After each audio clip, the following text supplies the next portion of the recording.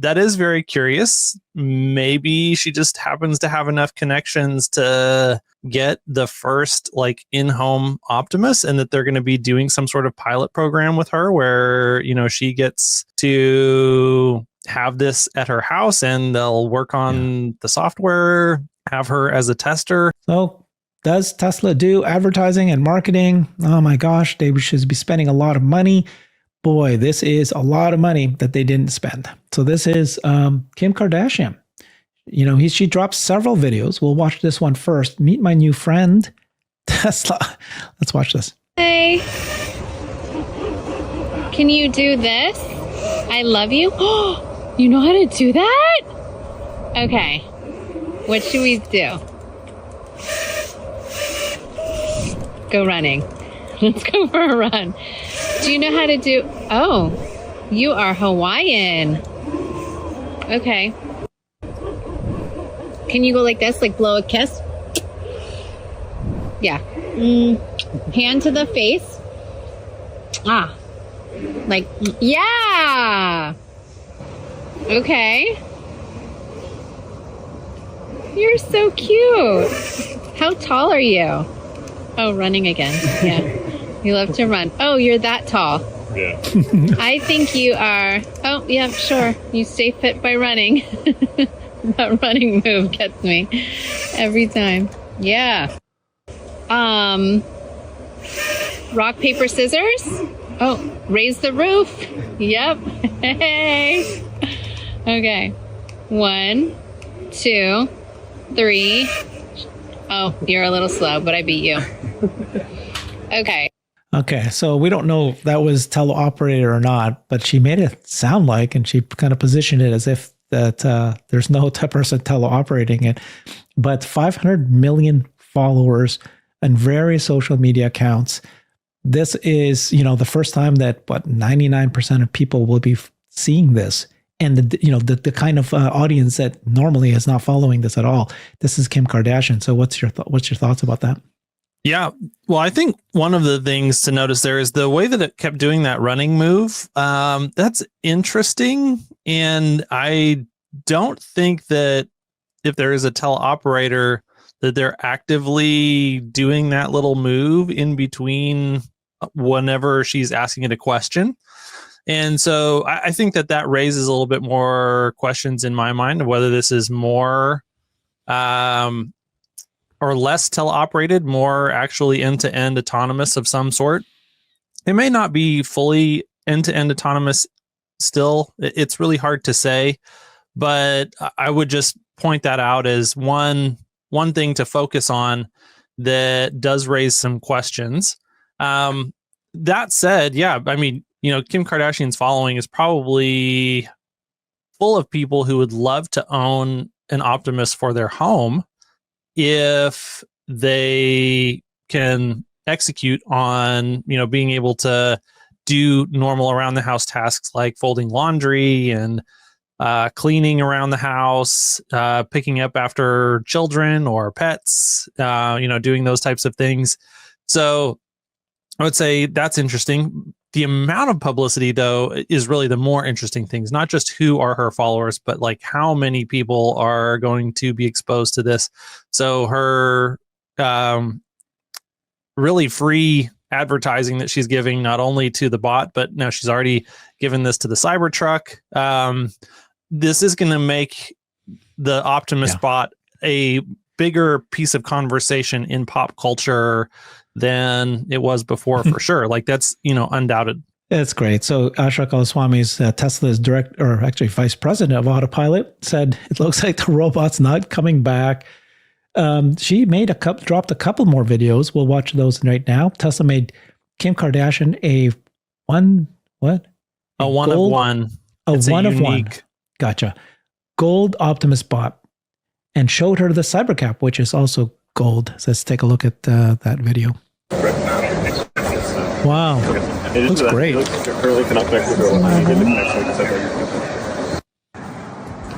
the Cybercab is insane. It kind of looks like my rims on my silver Cybertruck. Wait, so you just get in And there's no driver.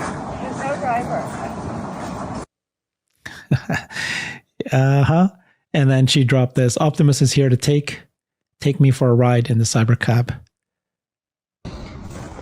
Okay, guys, my ride is here. The new Tesla Cybercabs.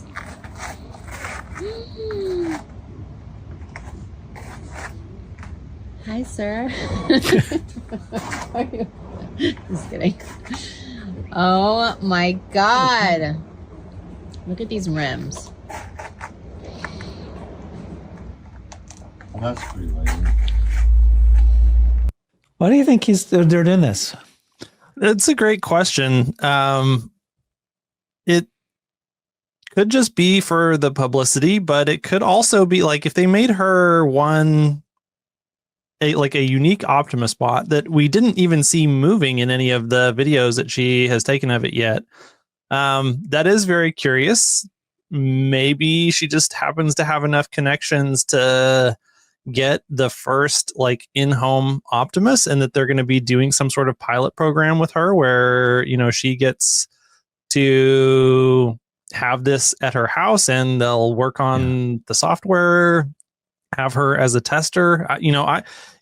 It's curious, or it could just be that, you know, she has enough connections to say, hey, like, I want to see this, you know, can we do it? And then can you make it this color for me?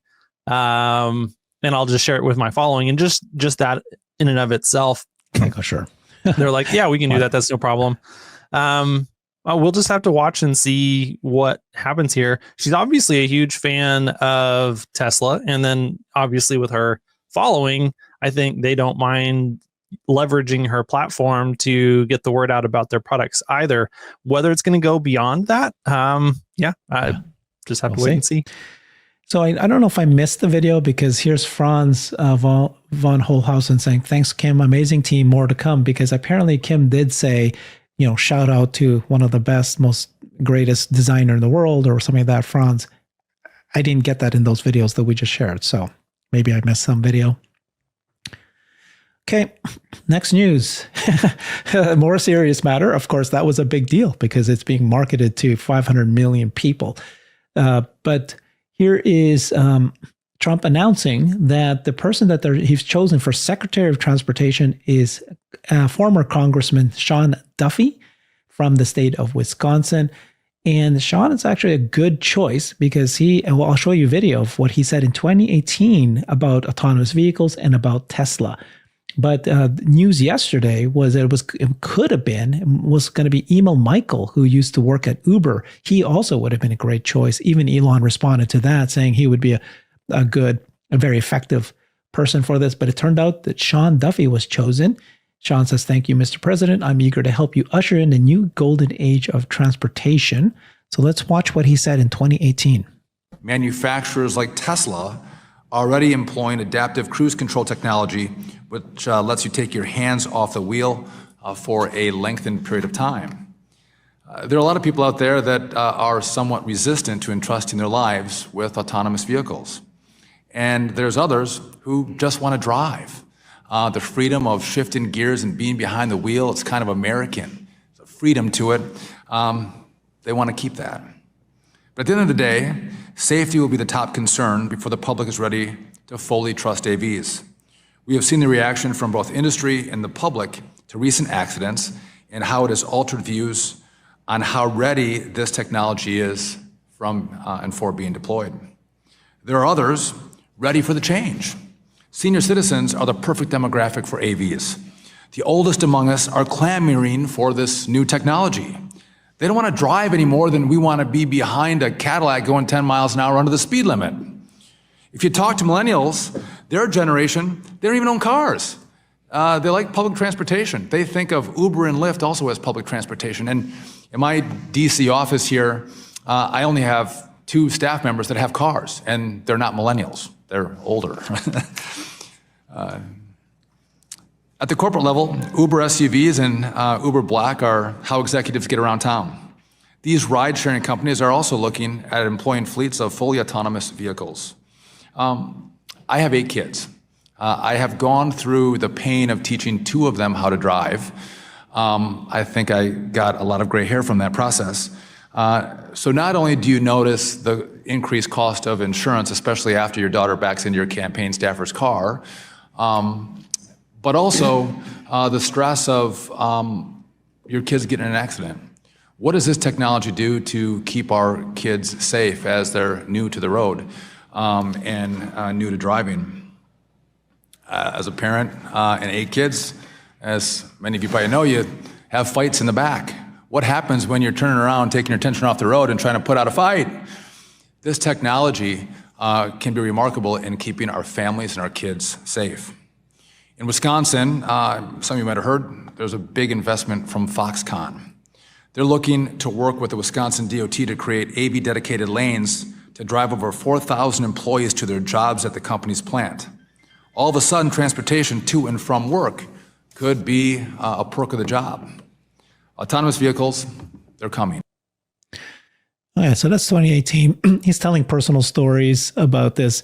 I don't know if we learned a lot, except to say that, he talked about Foxconn in Wisconsin for a dedicated lane for autonomous vehicles. Sounds like he's very much in support of that. Sounds like he's just trying to say safety is what matters more. So he's an AV bull. Yeah. Yeah, and especially to have that specific position on the topic in Washington back in 2018. I mean, this is a much more common set of talking points for you to hear today, but those were not things that I remember hearing from people on the Hill, 6 years ago.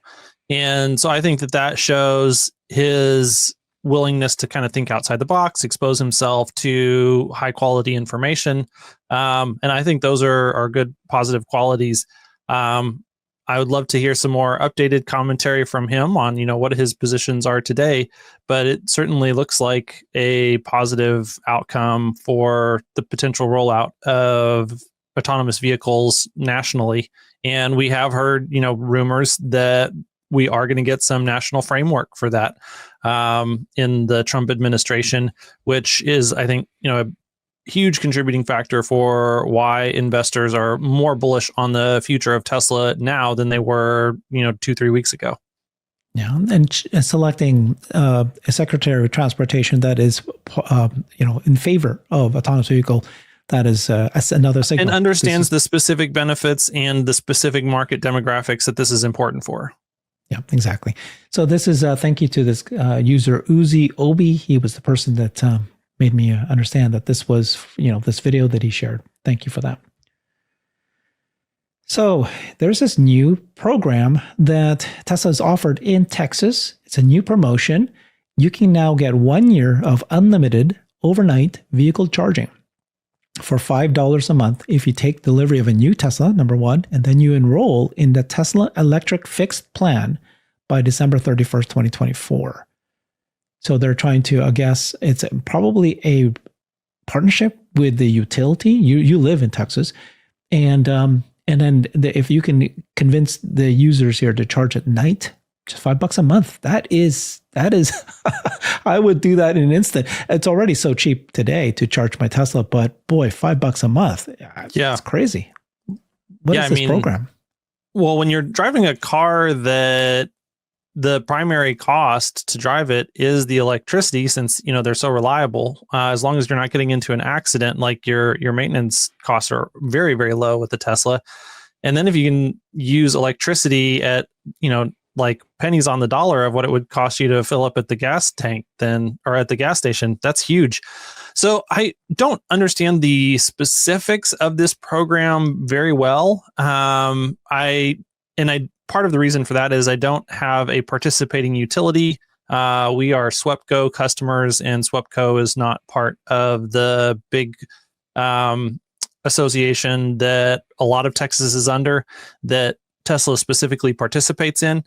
And so this is speculation on my part, I'm venturing a guess. What I think is happening here is that Tesla is offering a service to this utility that they're going to do some load balancing during the day, and they're going to use their assets, both the Powerwall assets through VPP, or maybe it's just through Megapacks, but somehow they're going to be offering basically battery storage solutions that are backing up the grid to help them shave peak power demand and overall lower the utilities cost. And in return, the utilities are then going to provide Tesla customers with power overnight.